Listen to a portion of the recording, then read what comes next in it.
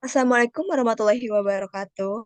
Saya Agustina Raden Julianti dari Prodi Ilmu Administrasi Negara semester 6. Selamat datang kembali. Video kali ini disusun untuk memenuhi tugas mata kuliah praktik analisis kebijakan publik yang membahas terkait bahasan analisis efektivitas pelayanan publik, studi kasus manajemen antrian penggantian KTP elektronik di Kecamatan Babakan, Madang. Pembahasan pertama terkait KTP elektronik sebagai hak dasar dan tolak ukur. Administrasi kependudukan bukan sekedar pendataan, melainkan gerbang utama sebagai akses layanan publik lainnya seperti perbankan, kesehatan, dan transportasi. Sebagaimana Undang-Undang Nomor 24 Tahun 2013 yang membahas bahwa dokumen jati diri yang bersifat mendesak. Dan pada realita lapangan yang sering ditemukan ialah kendala kualitas layanan yang lambat di tingkat kecamatan, khususnya pada kantor kecamatan Babakan, Madang. Masuk pada poin pembahasan pertama, identifikasi krisis antrian, yaitu sebagai gejala inefisiensi pelayanan. Yang pertama ada sistem kuota terbatas. Sistem kuota terbatas ini menyebabkan kedatangan masyarakat tidak menjamin bahwa masyarakat langsung menerima pelayanan. Yang kedua, ketidakpastian waktu tanpa estimasi durasi penyelesaian. Yang ketiga, kesenjangan informasi. Warga jauh sering mendapati kuota habis tibanya di lokasi karena tidak adanya informasi yang lengkap dan tidak adanya kepastian waktu estimasi kapan kuota tersedia dan kapan kuota sudah tertutup. Contohnya seperti warga mulai mengantri fisik bahkan sebelum loket beroperasi. Namun karena kesenjangan informasi dan tidak adanya kepastian waktu, warga menjadi buang-buang waktu gitu, datang ke lokasi tapi tidak mendapat pelayanan. Seperti itu. Selanjutnya, pembahasan mengenai mengapa masalah terus berlanjut. Masalah ini terus berlanjut karena pertama, ketidakseimbangan informasi. Absennya kanal informasi real time berbasis digital menyebabkan warga berspekulasi secara mandiri. Kedua, gap supply versus demand, di mana kecepatan layanan service rate dengan sebanding pemohon harian atau arrival rate. Terus yang ketiga, verifikasi manual. Proses input data yang masih manual oleh petugas perorangan tanpa bantuan self-service kios memperlambat durasi. Jadi, keseimbangan informasi dan juga terkait kecepatan layanan serta input data oleh petugas ini sangat mempengaruhi masalah antrian. Informasi yang tidak didapatkan secara real time menyebabkan warga itu berspekulasi sendiri apakah antriannya masih ada atau antriannya sudah habis. Jika masih ada, mau nggak mau warga jam berapapun itu hadir. Terus juga terkait kecepatan layanan tidak sebanding dengan volume pemohon. Pemohonnya sangat banyak yang datang terkait pelayanan IKTP ini banyak, tapi ternyata kecepatan layanan servis yang diberikan oleh petugas tidak sebanding gitu. Karena proses input datanya masih manual, tidak digital. Jadi masih berupa kertas, terus dilayani satu persatu, sehingga itu yang membuat kecepatan layanannya tidak sebanding dengan volume pemohon yang membludak gitu. Terus selanjutnya adalah landasan teori ditutup. Terus dalam antrian udah antrian yang keberapa nih gitu. Jadi warga perlu tahu udah masuk ke antrian yang keberapa, apakah sudah gilirannya atau belum. Jika belum, berapa antrian lagi harus ditunggu gitu. Yang ketiga, aksesibilitas layanan tidak menyulitkan. Jadi akses untuk menerima layanan tersebut tidak mempersulit gitu.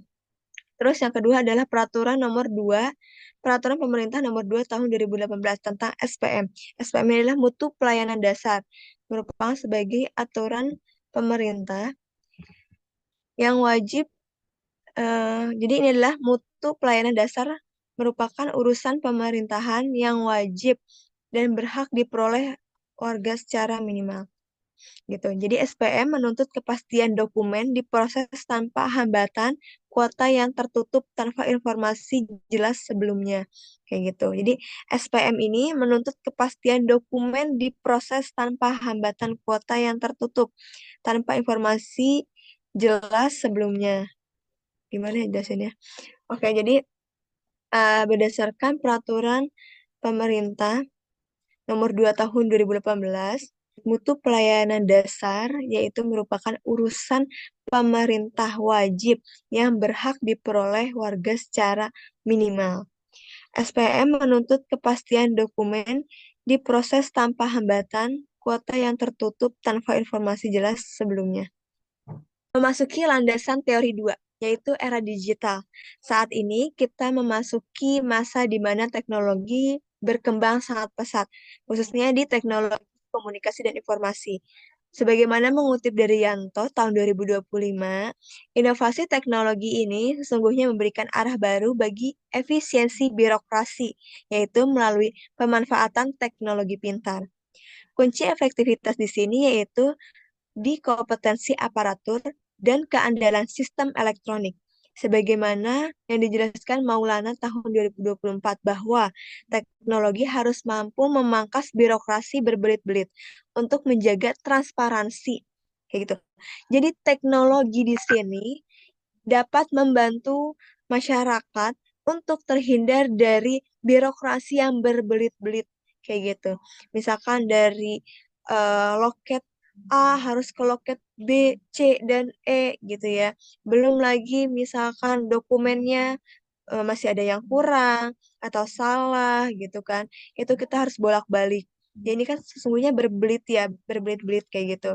Terus juga untuk menjaga transparansi. Di sini kemampuan digitalisasi itu dapat menjaga transparansi karena data digital tidak bisa diotak-atik seperti data manual kayak gitu. Misalkan kuncinya itu misalkan dia itu ada gitu ya kuotanya, kita bahas di sini kuota antrian ya, itu akan masih ada gitu di websitenya. Tapi kalau misalkan secara manual itu bisa dimanipulasi oleh aparatur gitu. Misalkan ternyata masih ada sisa kuota, tapi aparatur ini tidak mau melayani gitu ya, karena ternyata ini aja udah ribet gitu, udah banyak.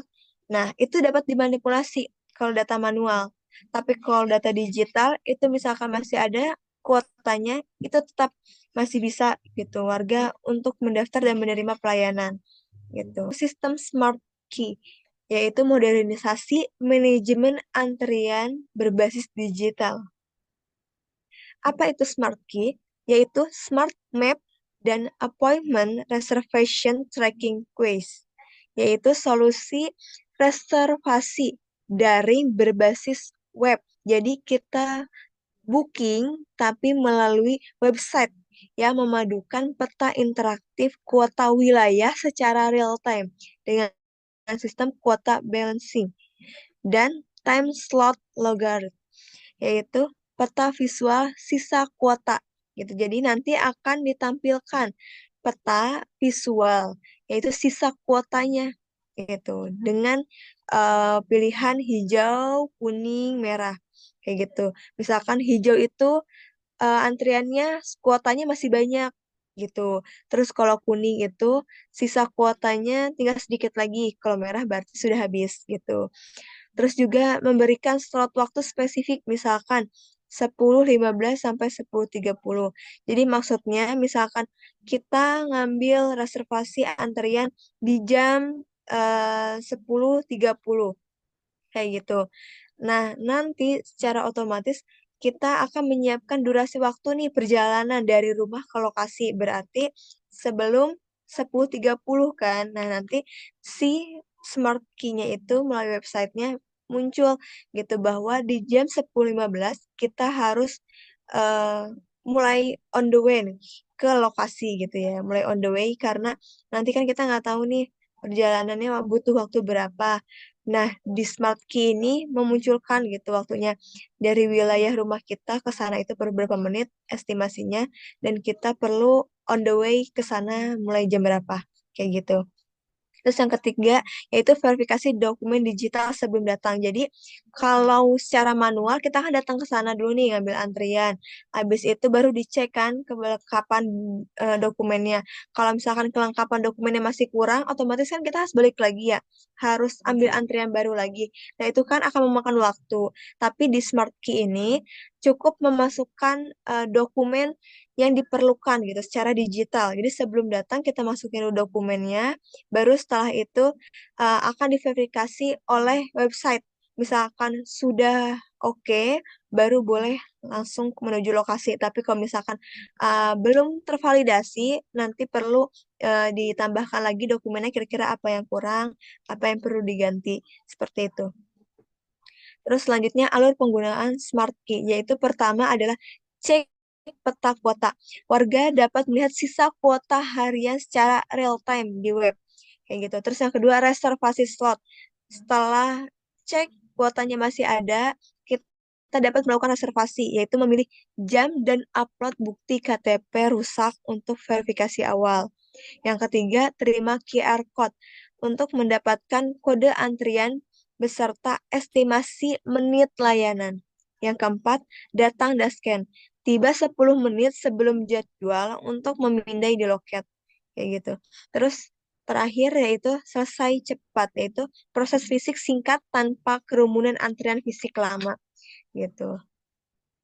Terus roadmap implementasi selama 6 bulan ini, itu pertama tahapannya di bulan pertama, aksi utamanya itu adalah koordinasi lintas sektoral dan kebijakan.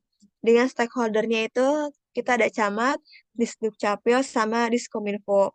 Terus di bulan kedua sampai ketiga itu aksinya adalah pengembangan infrastruktur si web Smart Key ini dengan tim IT Diskominfo. Terus nanti di bulan keempat kita akan melakukan uji coba internal dan pelatihan aparatur gitu dengan melibatkan operator loket kecamatan. Lalu di bulan 5 dan ke-6 ada sosialisasi masif dan peluncuran penuh gitu pemerintah desa dengan warga. Kayak gitu sih. Terus lanjut analisis dampak solusi. Smart Key tidak hanya memangkas antrean, tetapi juga memodernisasi tata kelola birokrasi menjadi akuntabel dan meningkatkan kembali indeks kepercayaan publik.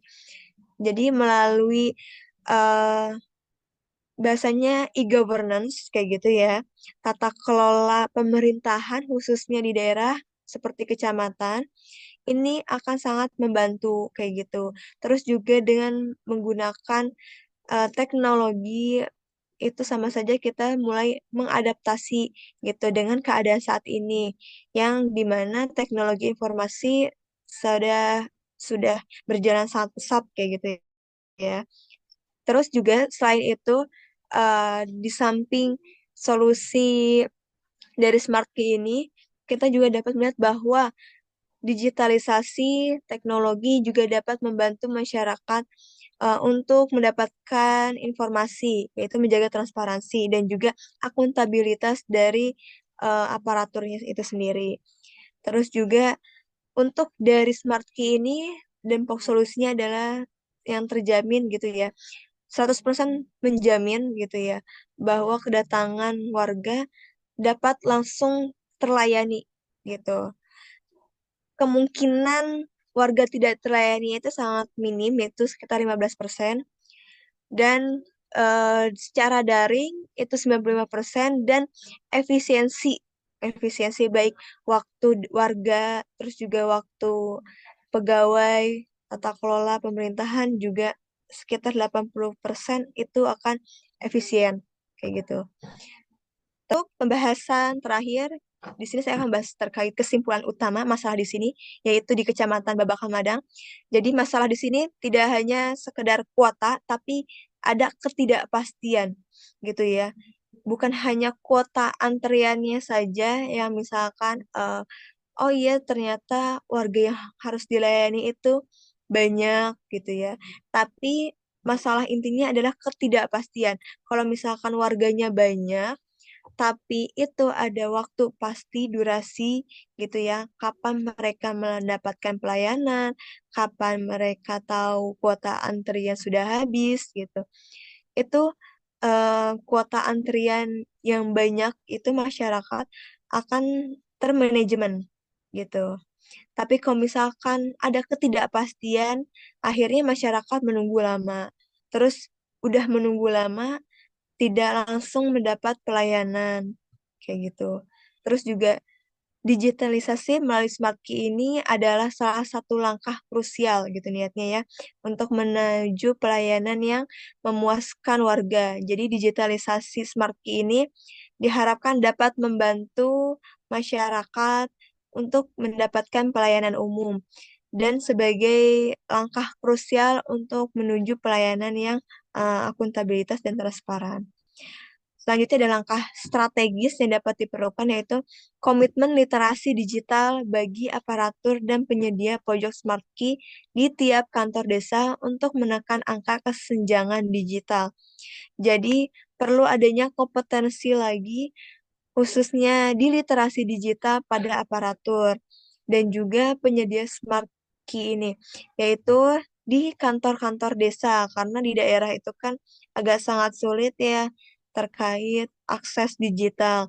Maka dari itu perlu dilakukan sosialisasi dan pelatihan kepada aparatur dan penyedia Smart Key ini agar dapat terus berinovasi. Gitu. Sekian dari saya. Terima kasih. Wassalamualaikum warahmatullahi wabarakatuh.